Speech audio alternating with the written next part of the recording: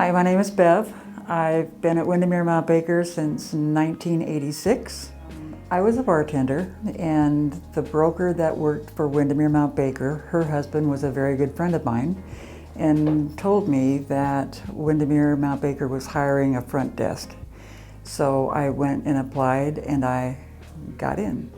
I was born and raised in the neighborhood. I was born and raised and brought home to a home on 47th and Ferdinand. I've lived all over the city. I've lived in Renton. I've lived in Bellevue. I've lived in Lake City, and it always comes home to Rainier Valley right here. No, my broker when I joined was Yami Williams. After she wanted to get back into sales, the owners, made a huge transfer of a major competitor in this neighborhood who's no longer here. And they hired that broker to come here. And a short story about that, she brought about 5 or 6 agents with her. And the day that they were to come, it was a Monday, and everybody's anticipating and kind of excited and sad to see Yami go, but still excited to see how this new chapter was going to work out.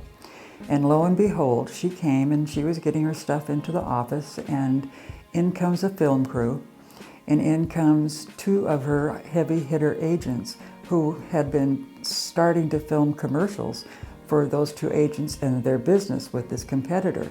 So they ended up lights, camera, and action right here in the lobby and started doing their commercials here, which was kind of like, everybody was like a deer in the headlight. What is going on? Who's got the film crew? What are they doing? Well, at one time we had a Channel 22 here, and it was kind of I think it was kind of just like a Seattle-based television show, and their commercials were aired on that Channel 22. So we were in the limelight all of a sudden, Windermere Mount Baker. Every agent makes a donation off of every closing that they have that goes to the Windermere Mount Baker Foundation Fund. Our funds are earmarked for Southeast Public Schools. One of the very first donations we made was to Dearborn Park. And those donations were for uniforms, because at that time it was a uniform school.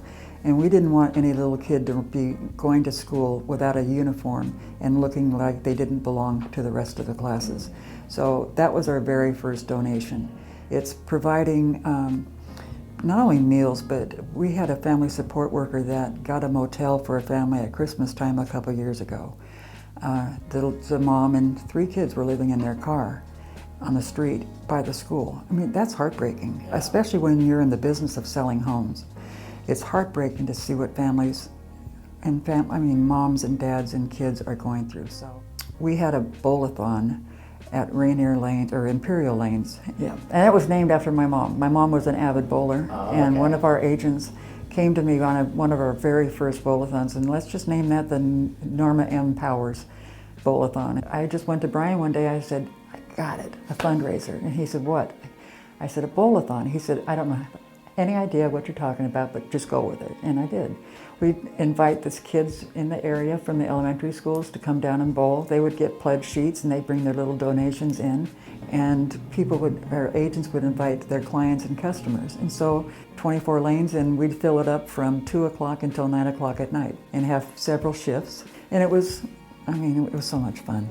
Community Service Day is another, I was around when that started with Windermere, and it takes one Friday out of June where the offices pick a community service that they'd like to provide. So we've done traffic circles, we've done park cleanup, we've done painting out graffiti, we've done cleaning parks, we've done Mount Baker Park, we've done Dead Horse Canyon. Dead Horse Canyon is at the south end of Rainier Beach. And so we took a cleaning crew, and it was mud up to our ankles, and we had to pull what the guide showed us was stuff that they wanted out of the area there. When I was gone, we ended up losing an agent. And the agent got to walking and not paying attention to where they were going, and she walked up this huge hill. Well, when she got to the top, she didn't know how to get back down, so she went to the back of this house, found the street. It's not too cool for an agent not to know where you are in Rainier Beach, but she got on her cell phone and called her husband, and he went and picked her up. And then the other one was Cheesty Green Space, which is over off of Columbian Way. And there we lost an agent. he fell and tore his meniscus, and so he was out of work for a while. And then after that, we decided, okay, this is it. We're not doing any more of this wildlife stuff. We're done, and now we've been doing Wellspring Family Services for about the last 8 years, I think. Yeah. It's kind of like the front desk is the voice of Mount Baker, and that's Frida. And she welcomes anybody coming through that front door, and they recognize her voice when she answers the phone. It makes all the difference in the world. Okay, we had these two guys. They were so competitive. If one got something, the other one was going to go out and get two. Well, Brian and I decided that we were going to play a joke on one of them. And we decided that the one that lived on Beacon Hill, we took his for sale sign and posted it in the front yard of the other one's rental home in Upper Rainier Beach.